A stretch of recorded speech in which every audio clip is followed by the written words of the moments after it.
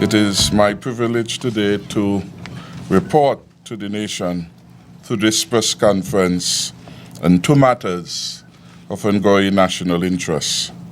I will first give an update on our independence celebrations, and secondly, an update regarding post-Hurricane Irma developments. I am convinced that on this forthcoming Independence Day, Tuesday, September 19, 2017, we as one nation, this great federation of St. Kitts and Nevis, ought to sing our magnificent national anthem a little more lustily, particularly that line, and I quote, that God in our struggles, St. Kitts and Nevis be, a nation bound together with a common destiny, end of quote. Tuesday's successful national service of prayer and thanksgiving to God, held concurrently at the Wesley Methodist Church and the Charlestown Methodist Church in Nevis, served as a reminder of this intertwined destiny that is held together and preserved by the divine power of God's protective care. Hundreds of Kittitians and Nevisians attended church, and they gave thanks in praise and worship for St. Kitts and Nevis being spared from the extreme ravages of Hurricane Irma, a storm that had threatened to be for our federation a catastrophic, dangerous Category 5 hurricane. We do therefore have a lot to be thankful for as we go about celebrating our independence. Yet in light of the considerable disruptions caused by Hurricane Irma, followed in quick succession by the threat of Hurricane Jose, it became apparent that we ought to curtail some of the celebratory events previously publicized on our Independence 34th anniversary calendar. I want to take this opportunity now to apprise the national community again of the state-sponsored activities that still remain. This Saturday, the 16th of September, which is a public holiday, is the annual National Heroes Day ceremony at our historic National Heroes Park. The National Heroes Day observance will begin promptly at 8 a.m. We will honor all 5 of the nation's most illustrious sons of our soil for their remarkable legacy and their lasting impact on our national development. On Sunday, September 17th, all are invited to attend the Independence State Service, which will take place at the Charlestown Methodist Church at 5 p.m. There is no transportation cost to be borne by anyone. The Carib Queen will depart St. Kitts at 3 p.m. and the Mark Twain will depart St. Kitts at 3:30 p.m., all of course headed for Charlestown. We urge everyone journeying to Nevis to be on time.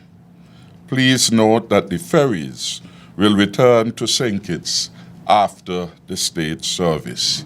So in other words, we have put in place 2 boats to ferry those interested of moving to and from the service to their respective destinations. That is from Bastia to Charlestown, Charlestown back to Bastia at the end of the state service. Monday, the 18th of September, is a normal working day. Let me repeat, Monday, the 18th of September, is a normal working day.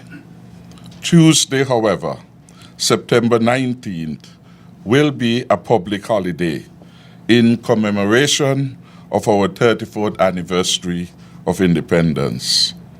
The Independence Day Parade at Warner Park is scheduled to start at 8 a.m., and this will be followed by the toast at Camp Springfield, which should start at about 10 a.m.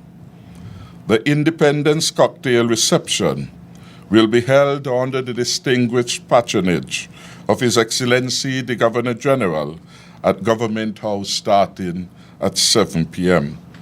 On behalf of the Cabinet and His Excellency our Governor General, I invite all to attend these commemorative events as we celebrate our nation's 34th anniversary of independence. We do so with humility and gratitude for God's blessings to date. I turn now to matters to do with the post-hurricane damage, and I try to avoid repetition of what has gone before. It is well known that Irma visited our region as a dangerous Category 5 hurricane on or about the 5th of September 2017, and it left behind significant damages, including the near devastation of Barbuda and St. Martin. It dislocated Anguilla, the British Virgin Islands, and the United States Virgin Islands. The estimate of damages to Latin America and the Caribbean attributed to Hurricane Irma is put at US $10 billion. 37 lives are reported lost to date as a result or as a consequence of Hurricane Irma. St. Kitts and Nevis was spared a direct hit and consequential loss of lives. For this, we are most thankful to God for His divine providence. While we fared better than most, we are not without our own share of difficulties and challenges. The preliminary damage assessment report for St. Kitts has been prepared by Mr. Cromwell Williams, Director of Public Works, and he served as chairman of the Damage Assessment and Recovery Committee of NEMA. The preliminary damage assessment report for Nevis, I have been advised, has been prepared by Mr. Brian Dyer, who is the disaster manager at the Nevis Disaster Management Department in the Premier's ministry there. The estimate of damage to St. Kitts and Nevis, joined in these two reports, has been conservatively put at EC $53.2 million. I repeat, the estimate of damage to St. Kitts and Nevis has been put by the experts conservatively at EC $53.2 million. The Nevis Island Administration estimates the damage on that island at approximately EC $12 million. And on the island of St. Kitts, our estimate then is about $41 million. This estimate reflects damage mostly in the public sector, and we are still awaiting reports from the private sector. I should say the estimate is preliminary, that is, work is still continuing. But in the context of the high standard of accountability which we have established as a government, we thought that it was about the right time, nigh 1 week after, to give the country a clearer sense of the damage that we have experienced. The Water Department, and we have the manager of the Water Department here, so if I'm in error, he will correct me. The Water Service Department has put their estimate on St. Kitts at $1.3 million. The Electricity Department has brought in an estimate at $3.6 million. Roads Quarry at $500,000. Residential housing suffered a high $5.9 million. Other government buildings has been put at about $250,000. The agricultural sector had a heavy hitting unexpectedly in the context of a hurricane, and that has been put at $10.5 million. Coastal damage has been estimated at 11 million. Forest damage has been put at 5.5 million. Sporting facilities suffered damages estimated at 1.6 million. And of course, these sporting facilities include the pavilion whose roof has been lost, or which roof was lost. And of course, that is at Mansion in St. Paul's. There were reports of damage to sporting facilities there, and there are several others. The estimate then is 1.6. Port, and Casper has put in a figure of $900,000. And NEMA, in terms of the activation of that office, security and personnel, overtime, etc., attached to the Ministry of National Security, has been put at $200,000 for a total in St. Kitts of $41,173,300. We could round that off then at just above 41 million. In Nevis, they have given us the following categorization, and I report as it is written. Social sectors, which involve housing, health, and education, has been put at 5.9 million. Infrastructure, I'm advised mainly jetties, were damaged to the tune of $4.7 million. And the economic sectors, primarily agriculture and tourism, was pegged at a modest $1.3 million for a total of $12,021,588, and they added 39 cents for precision. So that brings it to a total of just over $53 million in damages.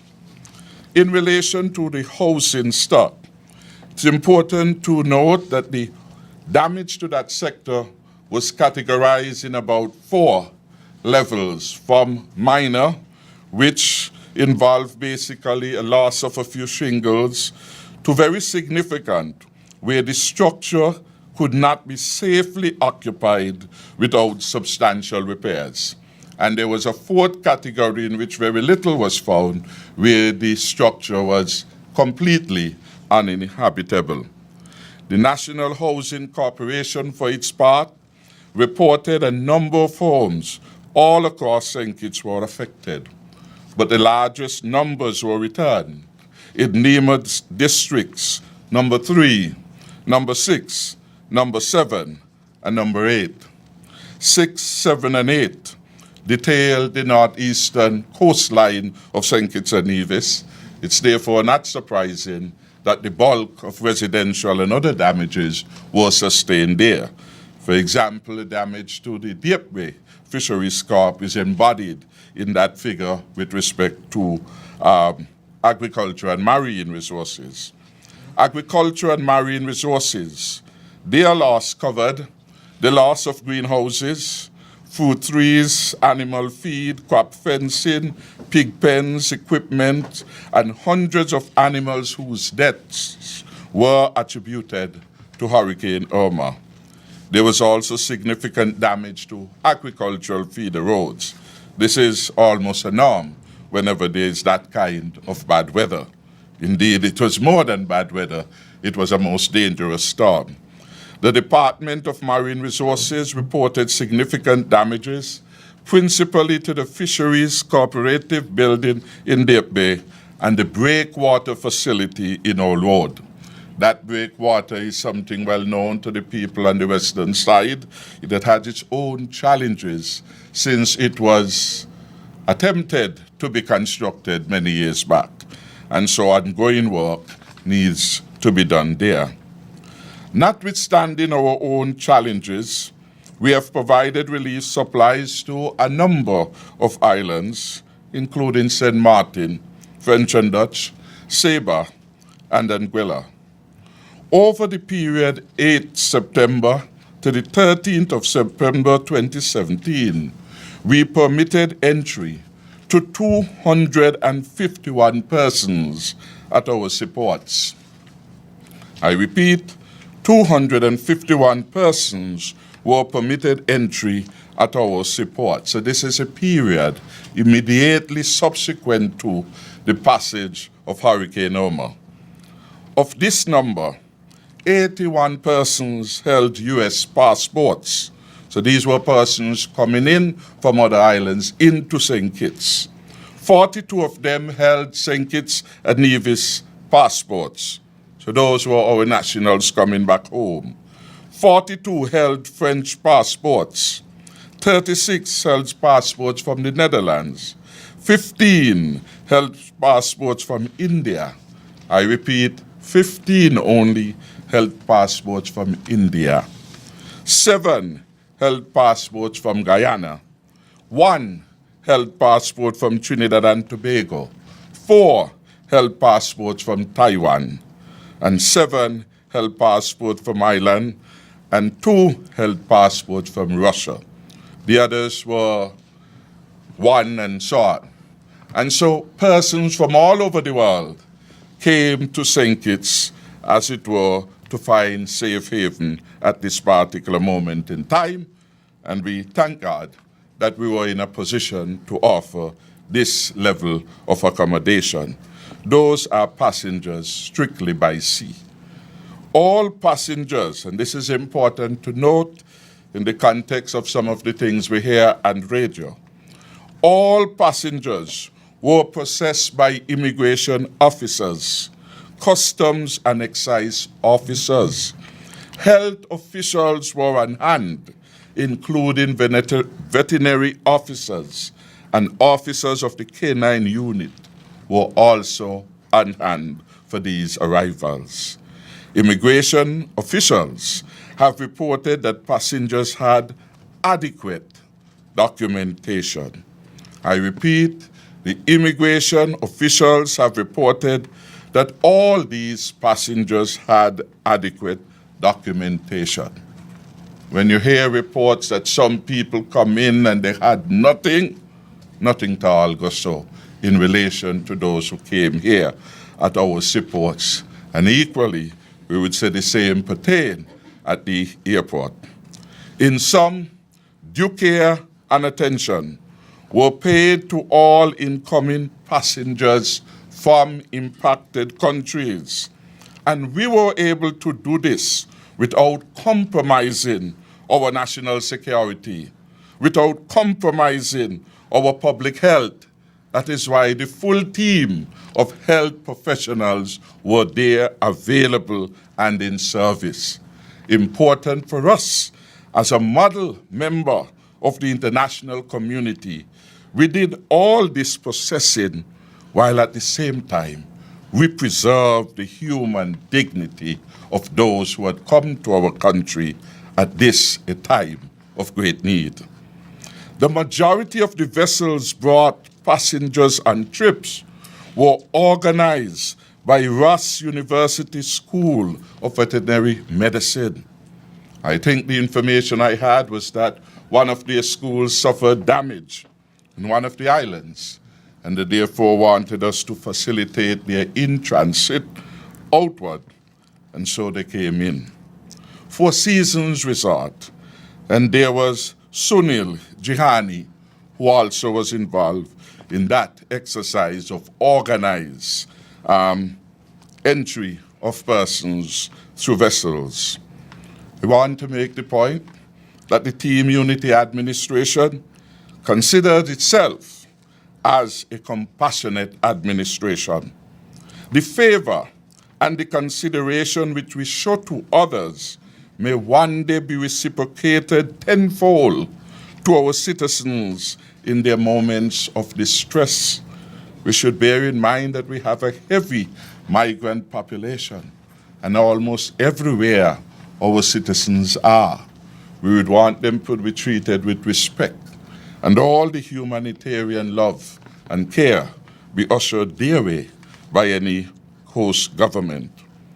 In my view, the facilitation which we have preferred so far is the right and proper thing to have done, at this moment of regional distress and dislocation caused by Irma.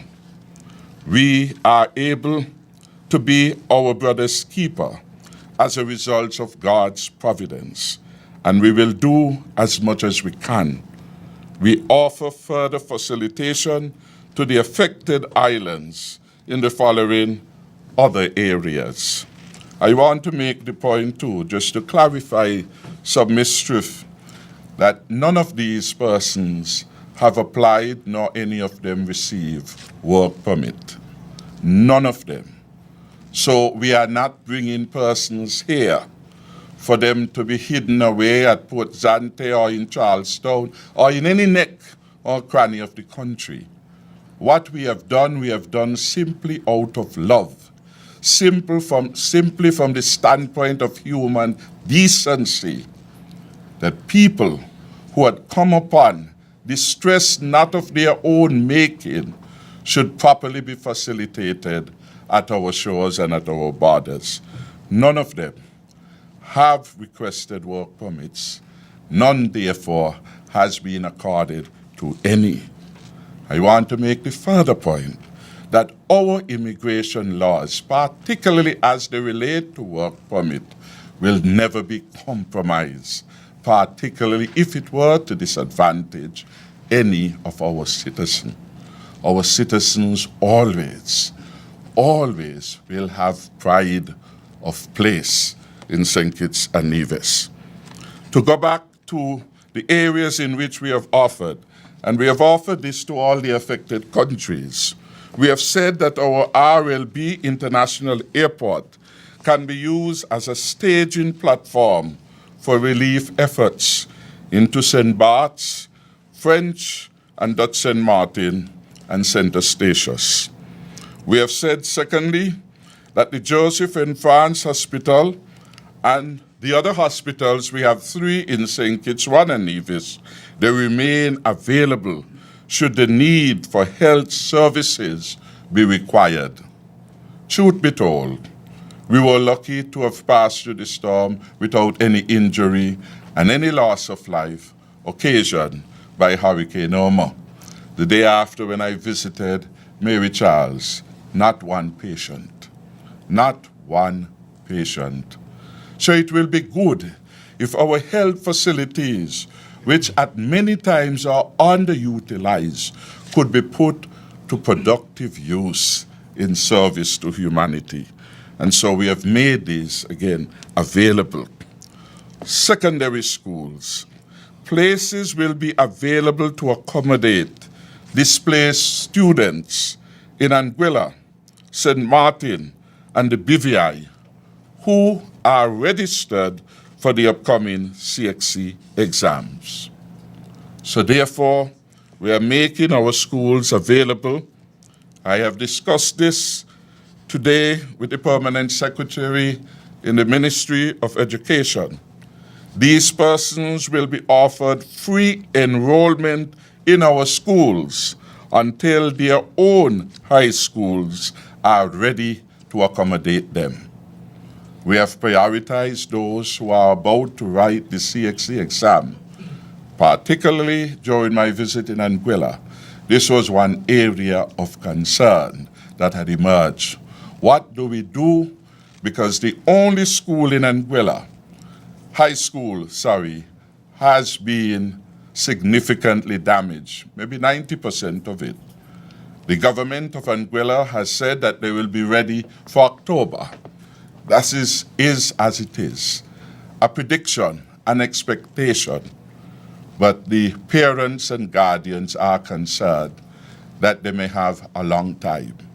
And they are rightly concerned if they think that their students will be disadvantaged from a long closure of the high school. Again, on humanitarian and compassionate grounds, we are saying we are able to do so.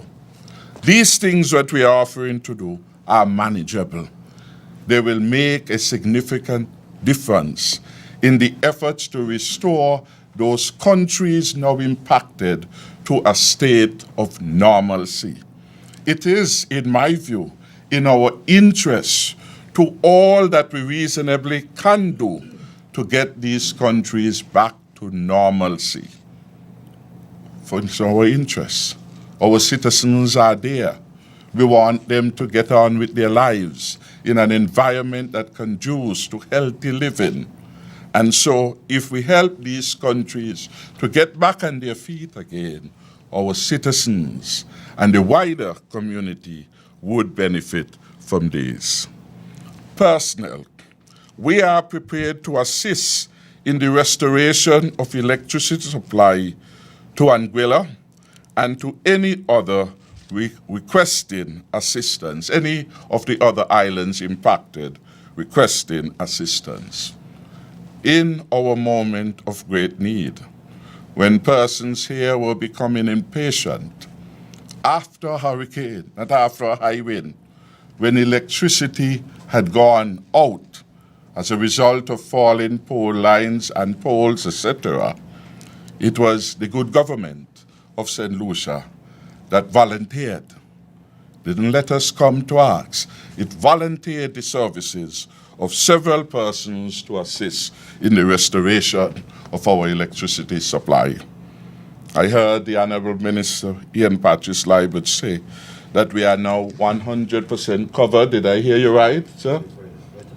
By tomorrow. So he was predicting. So we are getting there, 100% coverage. We are grateful for the assistance of the government of St. Lucia.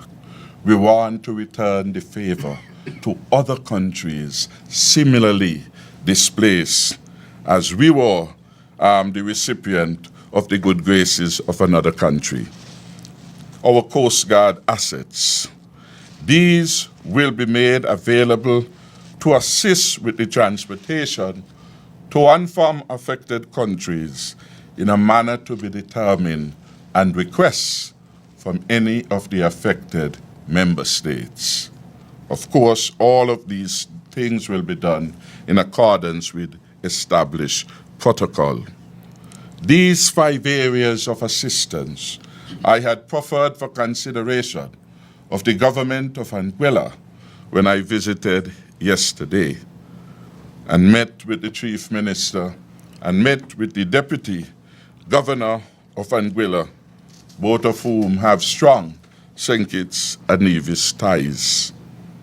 As a compassionate and caring administration, the government, having learned of the distress of many of our citizens elsewhere, undertook a series of missions to Anguilla, St. Martin, and the British Virgin Islands.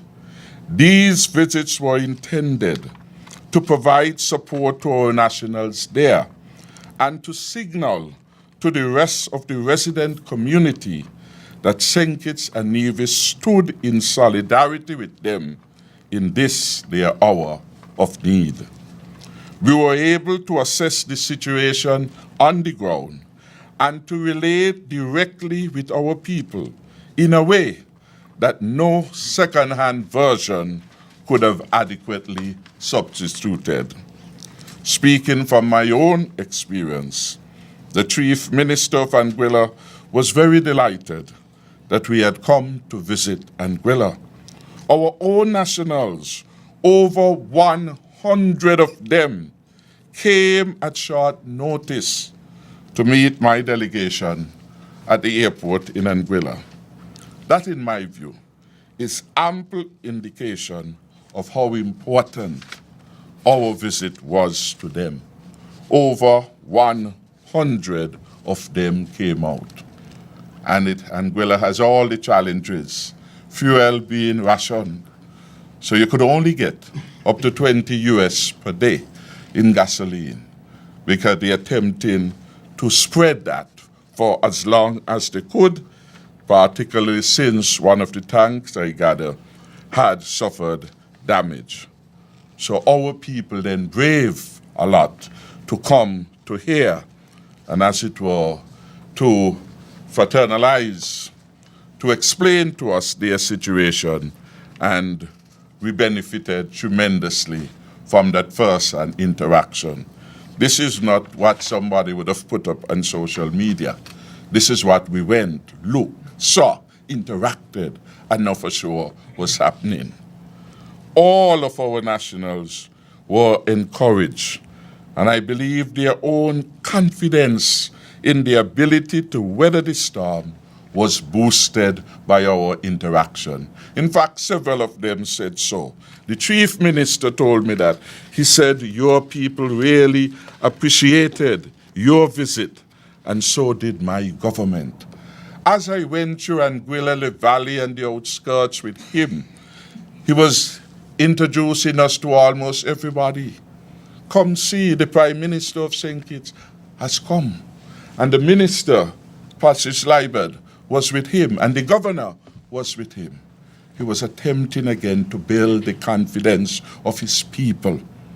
You are not alone. The rest of the islands are with us.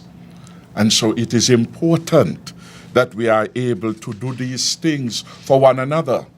I could well recall in our first year in office, we suffered the impact of hurricane. In Southwell, you remember the name, but I don't want to call any name now. But the hurricane came, and the cabinet was almost paralyzed by that impact. Because it came early, it came in what? September, or thereabout, just like now. We were less, huh? Okay. Brandy is guessing it's George. But was paralyzed, because when you begin to contemplate the magnitude of damage as the one which has befallen Anguilla, it is easy to get overwhelmed. I heard the Prime Minister of Grenada related to his own mental condition when the hurricane had struck Ivan sometime also.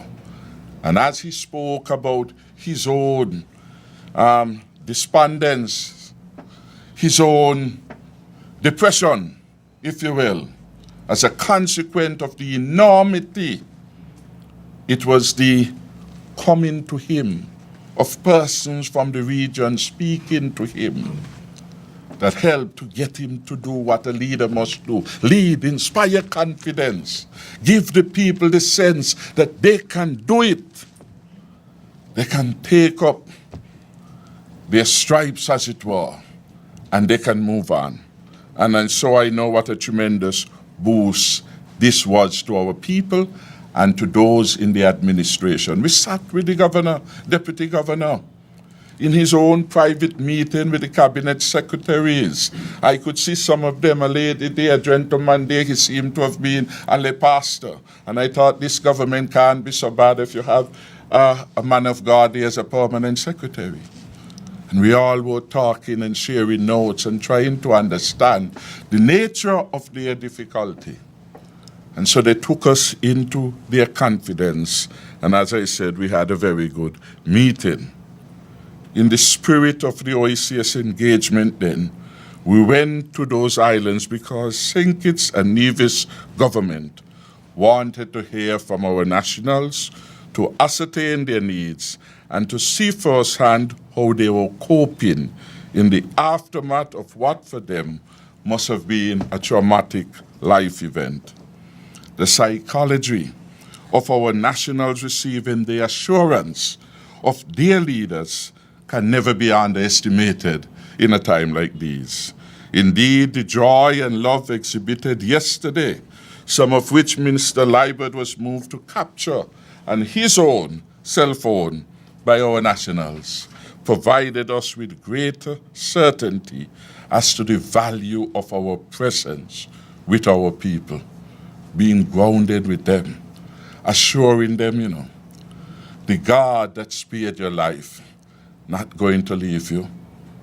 Do not get your expectations all up and discouraged at this moment, because there's a lot of work to be done. And there was some among our nationals who came and saw out of tragedy, out of disaster, if you will, an opportunity to rebuild again had emerged. And two gentlemen, one from East Bastia, And one from Sandy Point said to us, I see an opportunity now where I could get in this particular line of business because all the others are flawed.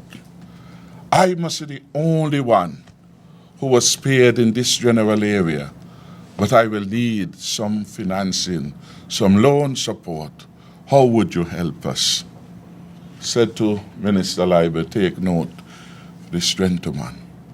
Because for me, that is a kind of spirit that helps nation to prosper, where people can see out of the valley an opportunity to get up to the mountaintop. And this was what I captured from the man, that spirit of survival, that instinctiveness to want to do the best I can, that feeling that we must never be overwhelmed, even negative as it may be. We can rise above the negativity. And so I am hoping that having come back, Minister Liebert would have spoken to one of our bankers, and we will begin to see what we will be able to do for these two good gentlemen who are our nationals. And on that very positive experience about Anguilla, I want to add. But I note on that point that we are going into our 34th anniversary of independence. At 35, they say, you pass a critical threshold where we will be next year. No more young, but at a mature and advancing age, where people expect better from you. Your best years come after 35. And so we are hoping as we look forward, we could see our people, or more of our people, taking on the challenges of nationhood, seeing opportunity in this, our beautiful St. Kitts and Nevis. Too often, because we view the glass as half full, we miss the opportunities that are at our door and beckoning us. And it's only when someone who comes from yonder sees that opportunity, we say nobody will look after it. We have to be able to see those opportunities, and this government will always help you. 34 years of apprenticeship in nation building, our 35th anniversary must meet us better. Let us begin to have a national conversation about the challenges and the opportunities of development. Let us as a people stop go to the petty conversations on social media and deal with more serious issues that could really create a better life for each and every one of us. Let me say thank you to all of our residents and citizens for the discipline, for your good behavior during the passage of Irma. When we look and we hear what happens elsewhere, not just with looting, we know it could have happened here too. But our people showed discipline. Discipline is a crucial ingredient in the path of national development. And so I want to congratulate all of us for the discipline. I want to commend the leadership of NEMA, and in particular to thank Clarissa Langley Stevens, for her leadership of NEMA at a time that was critical for our country and at a period when Carl Herbert had taken a leave of absence. So I want to give Mrs. Stevens a note of congratulations for her leadership, and to thank all the staff, to thank our NEOC, to thank our essential services, the doctors and nurses and the vet officers who went to the port post Irma to safeguard and to offer assistance, to thank the security forces, the police, the defense force, the fire and rescue for the wonderful job that they did, to thank the media for carrying real news, because that is critically important. Real news. There are certain points in the life of a nation where we have to get real. where we have to be more thoughtful about our approach to the development and issues, where we have to get to the fact-finding and to forget the shushering that does nothing to elevate our country and our people. In that regard, ZIZ has been under-recognized as a national institution, and I want to thank those of ZIZ for doing a very good job, and indeed the broad media sector in St. Kitts and Nevis.